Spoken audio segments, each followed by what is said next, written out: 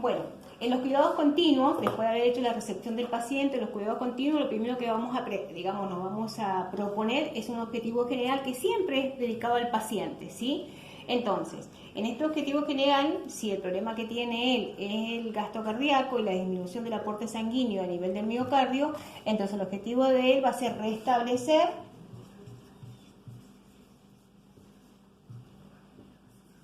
la función cardíaca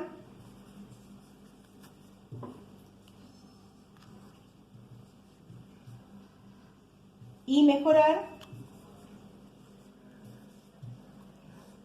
la oxigenación a nivel del miocardio, ¿sí? Ese sería el objetivo general del paciente. Ahora, como enfermeros, para que el paciente llegue a este objetivo general, nos tenemos que plantear objetivos específicos. Como enfermera, ¿qué voy a hacer? Y voy a minimizar y ayudar a mejorar la disnea del paciente, ¿sí? ¿Cómo voy a hacer eso? Y mantener el paciente en posición de semifóbular, ¿sí? Que dijimos que era la ayuda que tenía el paciente para hacer el proceso inspiratorio y expiratorio con menor esfuerzo. Proporcionar oxigenoterapia a bajo flujo o alto flujo según, ¿no es cierto?, la dinámica correspondiente del paciente. Reducir de alguna manera la ansiedad del paciente con la contención, ¿no es cierto?, netamente del enfermero, ¿sí?, con técnicas de relajación, ¿sí? También puede ser ambientar la habitación y en lo posible hacer pasar la familia. Si nosotros podemos llegar a contener, podemos llegar a brindar un ambiente cálido y todo lo que sea, pero en cuanto pasa la familia y el paciente sabe que la familia está, el paciente automáticamente hay un cambio total, ¿no es cierto?, en esta cuestión de la ansiedad. Así que en lo posible, un ratito que pase el familiar es muy productivo para el paciente y para nosotros también como enfermeros.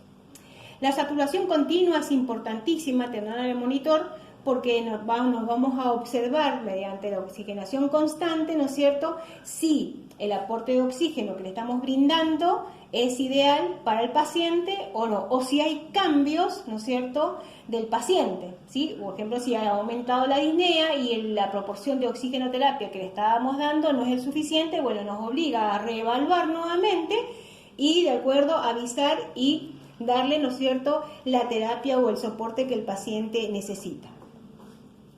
Vamos a evaluar también los cambios, póngale si tenemos cambios en la saturación y cambios en el tipo de disnea. Acuérdense que ustedes tenían que ver los grados de disnea, ¿sí? Disnea grado 1, grado 2, grado 3, grado 4. Generalmente el paciente ingresa con una disnea grado 1 o grado 2. Si el paciente comienza a tener disnea grado 3 o grado 4, el soporte de oxígeno a bajo flujo no va a ser competitivo para el paciente, ni siquiera funcional. Entonces va a necesitar una oxigenoterapia a alto flujo.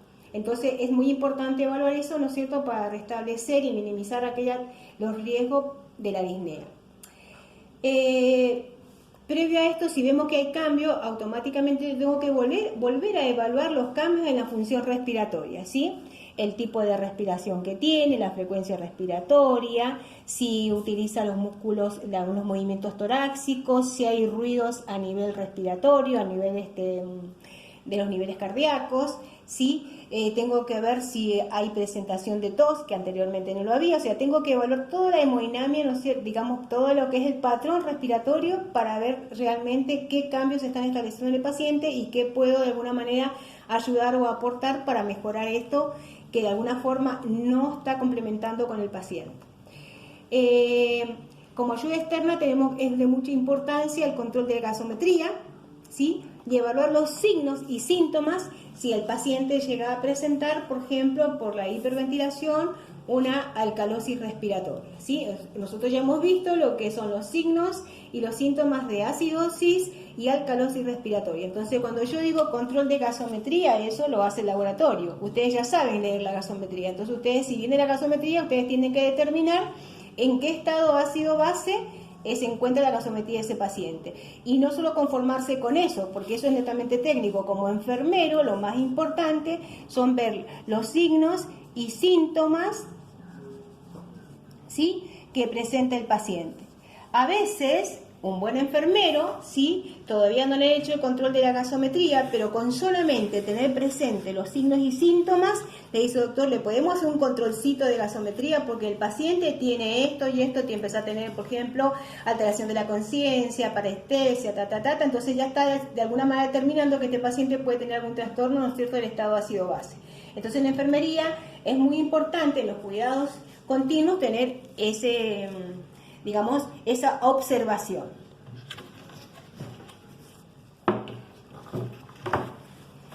Bien, otra acción de enfermería como punto específico para lograr mejorar este paciente o la continuidad de la vigilancia del paciente es asegurar y mejorar el flujo sanguíneo del miocardio. ¿Y cómo voy a asegurarme esto? ¿Sí? Primero que todo, ¿no es cierto?, es de alguna manera controlar la respuesta al tratamiento, ¿sí? Porque acuérdense que el médico ya indicó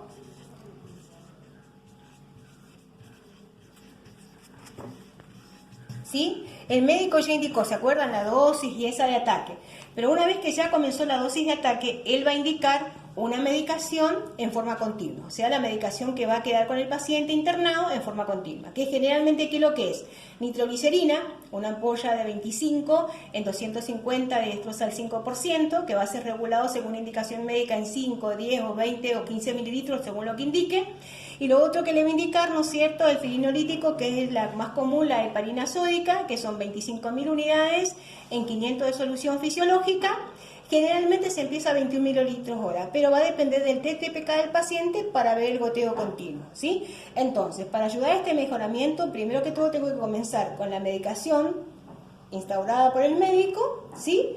Y ver cómo está respondiendo a esto. Y continuación de eso voy a disminuir todos los riesgos y complicaciones, ¿sí? Voy a tener un monitoreo continuo de la valoración del trazado del electro, ¿sí? Y voy a observar en forma constante si hay cambios. Supongamos que el paciente ingresa con una isquemia y de pronto usted ve en el trazado que ya no hay únicamente una inversión de la onda T, sino que hay un ensanchamiento en la PQRST, en la RST, entonces ya está pasando a ser una lesión. Entonces, de forma inmediata le vuelvo a realizar otro electro y le comunico al médico en forma inmediata.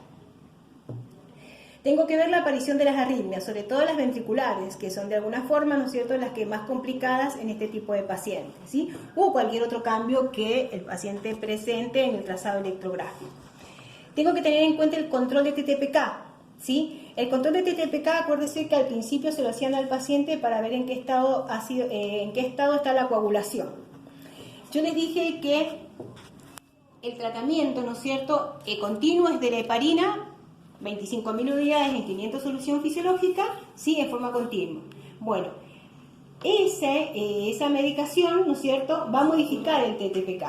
El médico va a indicar, o vamos a tener como control, un control de TTPK cada 6 horas, ¿sí?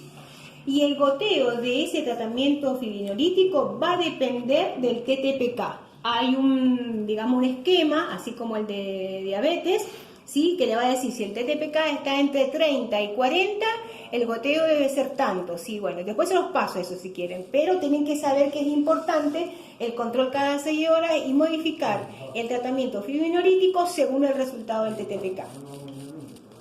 Por eso, y es pregunta de parcial, uno de los cuidados enfermeros antes de comenzar el tratamiento de la dosis de ataque o la dosis de mantenimiento, que hemos hablado de esto, es que antes de eso se haya llevado al laboratorio, ¿no es cierto?, la muestra de sangre para hacer el TTPK, porque si yo ya comencé el tratamiento y después le saco la muestra del TTPK, ya no vamos a saber cómo modificar o qué valor o qué goteo va a ir con el paciente, ¿sí? Tampoco puedo comenzar una NTG si el paciente es hipotenso, porque acuérdense que es vasodilatador, por ende es hipotensor. Entonces, de acuerdo al estado hemodinámico del paciente, puedo o no comenzar con el tratamiento. Yo le puedo decir, doctor, mire, no puedo comenzar con el NTG porque el paciente, tiene la tensión arterial normal basal de 13,8 y en este momento está con 9,6. El paciente es hipotenso y encima le meto nitroglicerina, lo bajo más.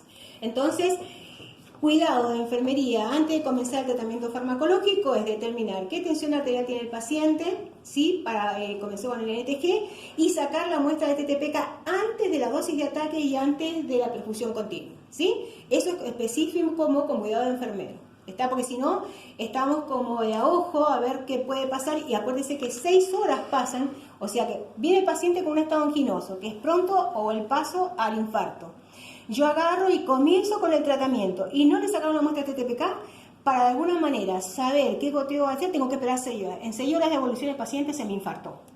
O sea, fíjense en el cuidado importante que tenemos en enfermería de saber que antes de comenzar el tratamiento yo tengo que asegurarme que haya salido la muestra de laboratorio de TTPK. Si ustedes quieren, los de laboratorio no vienen, ¿sí? Y bueno, a ver, no le cuesta nada agarrar una jeringa, perenizarla, sacar la muestra, dejarla ahí y comenzar el tratamiento en forma rápida. Cosa que después cuando venga del laboratorio se lleve la muestra y haga la analítica, ¿sí? Pero tienen que tener en cuenta eso, que es muy importante como cuidado enfermero. Tenemos que asegurar la velocidad de perfusión del tratamiento, ¿sí? Porque si esa vía no está permeable, póngale que ya le comenzaron con el tratamiento permanente, ¿sí? Y de alguna forma no está pasando el suero. Entonces el paciente evoluciona y cada vez le duele peor. Y resulta ser que si no le duele, no está funcionando, y resulta ser que la vía está tapada o está trasvasada. Esa es una cuestión muy importante como trabajo en enfermería. Parece algo tonto, pero uno de los factores más comunes suele pasar esto. Procurar el reposo y disminuir la ansiedad. ¿Y cómo? Y bueno, hay que explicarle todo lo que se le va a hacer, ¿no? Generalmente el enfermero es muy invasivo.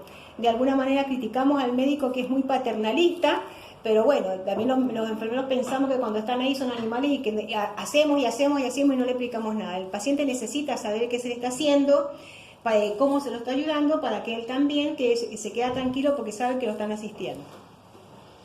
Asegurar el soporte de oxígeno de terapia suplementario, o sea, yo tengo que evaluar y asegurar que el paciente, ¿no es cierto?, esa saturometría en forma constante me esté dando entre 95 y 100, que es lo normal de la oxigenoterapia. Evaluar la función renal. Bien, yo tengo que evaluar una vez que ya ve que ya lo he recibido, que estoy haciendo, a ver, ¿cómo está orinando ese paciente? ¿Sí? Porque también podemos llegar a tener un problema de que el paciente empiece con oliguria, ¿sí? Entonces, tenemos que evaluar, ¿no es cierto?, la función renal. Acuérdense que el paciente tiene de 1 a 2 mililitros hora, peso, minuto, ¿sí? O sea, hora, mejor dicho. Si un paciente pesa 60 kilos, menos mínimo tiene que orinar 60 mililitros por hora. ¿Está? Vigilar el perfil hemodinámico. Bien, habíamos dicho que si responde bien al tratamiento, si tiene un buen soporte de oxígeno y el paciente ha disminuido la ansiedad, seguramente el perfil hemodinámico va a mantenerse estable. Ahora, si hay una respuesta refractaria al tratamiento y el paciente continúa en evolución, sí, seguramente el perfil hemodinámico va a estar mucho más inestable, donde van a aparecer arritmias, van a aparecer, ¿no es cierto?, alteración de la dinámica respiratoria y todo lo demás. Tenemos que tener los registros de los parámetros normales. O sea, en la hoja de enfermería yo no puedo decir que el paciente estaba bien y se me descompensó recién. No. Yo tengo que tener mi informe de enfermería en la hoja de enfermería. A las 7 de la mañana cuando ingresó, en la recepción tuve estos parámetros, este fue el electro, estos fueron los estudios de diagnóstico que se le realizaron. A la hora, bueno, estos son los parámetros, este es el electro, ¿sí? Ese control tiene que quedar, ¿no es cierto?, en el informe de enfermero, porque mi palabra no sirve si yo no tengo, ¿no es cierto?, todo registrado.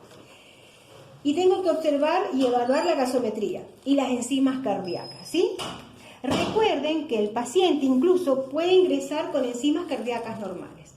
Acuérdense que las enzimas cardíacas, la CPK, la CPK-MB, ¿sí?, generalmente se elevan a las 6 horas. O sea que si el proceso de Langor comenzó a las 2 de la tarde y son las 6 y las 4 de la tarde, seguramente las enzimas, cuando le hicieron el estudio, van a salir normales. El tiempo de evolución, donde se van a ver los cambios, van a ser 6 horas posteriores al inicio del dolor. O sea, eso que lo tenemos que tener muy en claro. Ahora, la troponina T, que es la más directa como enzima cardíaca, tenemos cambio automáticamente a las 2 horas. Y tenemos una evolución de un pico máximo de 6 horas e involución de 6 horas más, ¿sí? Entonces, evaluar las enzimas es eso, no es que ustedes me van a decir, ay, no, que la enzima está normal, y no, a ver, el tiempo de evolución de las enzimas, ¿sí? Cómo comenzó la troponina T, ¿no es cierto?, cuando ingresó, ahora 6 horas posteriores, cómo están, y también cómo está la CPK-MB, ¿no es cierto?, cómo cuando ingresó y cómo está evolucionando ahora. Supuestamente a las 6 horas es el pico máximo, aumentan hasta las 12 y si no sigue habiendo necrosis, las enzimas comienzan a bajar. O sea, eso es evaluar, ¿no es cierto?, las enzimas cardíacas. No estoy hablando de valores, sino de la evolución de las enzimas. Eso es lo que tienen que saber ustedes como enfermeros. Base de preguntas de parcial.